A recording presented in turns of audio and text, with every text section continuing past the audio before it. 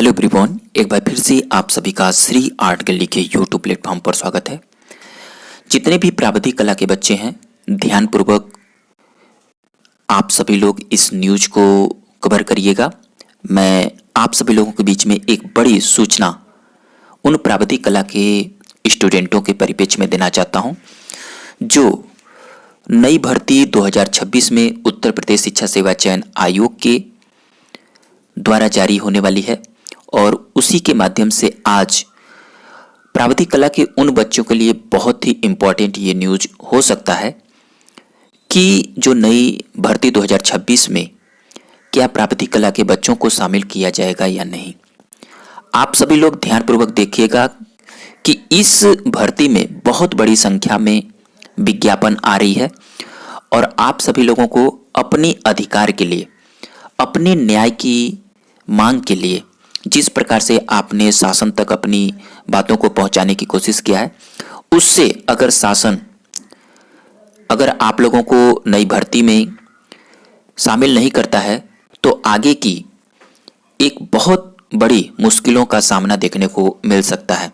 जैसा कि आप सभी लोग जानते हैं कि 20 जुलाई 2026 को दिल्ली के जंतर मंतर पर जिस प्रकार से सीजी के माध्यम से पेपर लीक, अनियमितताएं और जो भी शिक्षा में जो बदलाव होने की जो बातें देखने को मिल रही है, इससे उत्तर प्रदेश सरकार को ये देखना चाहिए कि जिससे बहुत सारे जो छात्र हैं, जो नई भर्ती में जो नई नियमावली के अनुसार वंचित हो रहे हैं, उससे उन्हें एक मौका दिया जाए, उन्हें अवसर दिया जाए और उनके भविष्य के लिए शासन को छात्रों के प्रति चिंता व्यक्त करनी चाहिए और एक सही निर्णय लेना चाहिए।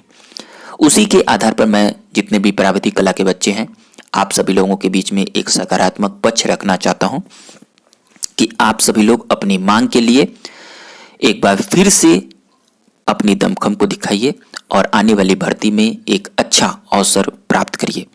आप लोगों के समझ जो न्यूज़ देखने को मिला था कुछ समय पहले कि नई भर्ती पर रोक लगा दी गई है, तो उसका निराकरण हो जाने के बाद आप सभी लोगों के बीच में नई वैकेंसी की जो भर्ती का जो पदों का अध्याचन है वो अपलोड कर दिया गया है शिक्षा निदेशालय के द्वारा और बहुत ही जल्दी आप लोगों को शिक्षा सेवा चयन आयोग की नई भर्ती का विज्ञापन भी देखने को मिल सकता है।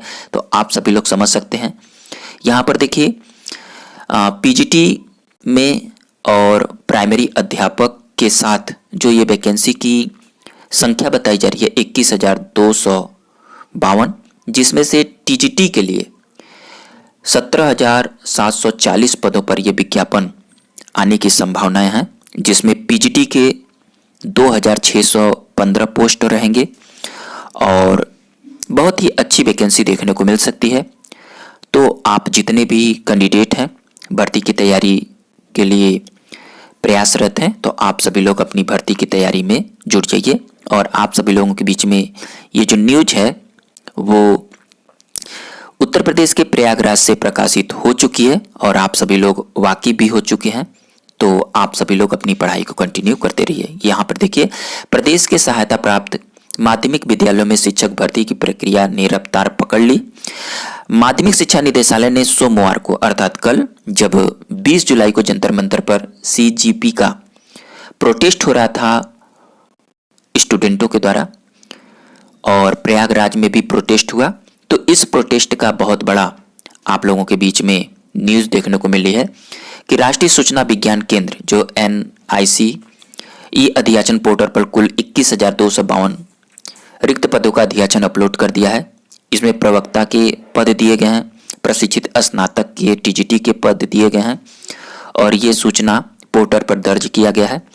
इससे पहले की जो वैकेंसी चल रही है उसके भी आगाज कर लिए और माध्यमिक शिक्षा निदेशक जो हैं प्रताप सिंह बघेल ने अध्याचन अपलोड होने की पुष्टि कर दी है और भर्ती प्रक्रिया की उम्मीद छात्रों में हो जानी चाहिए।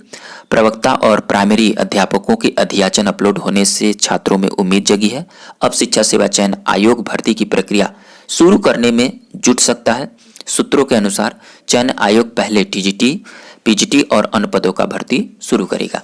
तो आप सभी लोग जानते हैं कि पहले जो वैकेंसी आ रही है आप लोगों की टीजीटी पीजीटी की आ रही है, और इसका सीधा असर आप लोगों के उत्तर प्रदेश के जो आने वाले टाइम में जो चुनाव हैं उस पर भी प्रभाव देखने को मिल सकता है।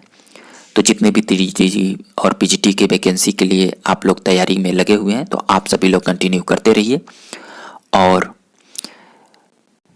अपनी एक सही रणनीति के साथ आगे को बढ़ते रहिए। इसी के साथ मैं आप सभी लोगों को बेस्ट ऑफ लक। आप लोग कंटिन्यू बने रहिए। थैंक यू दोस्तों।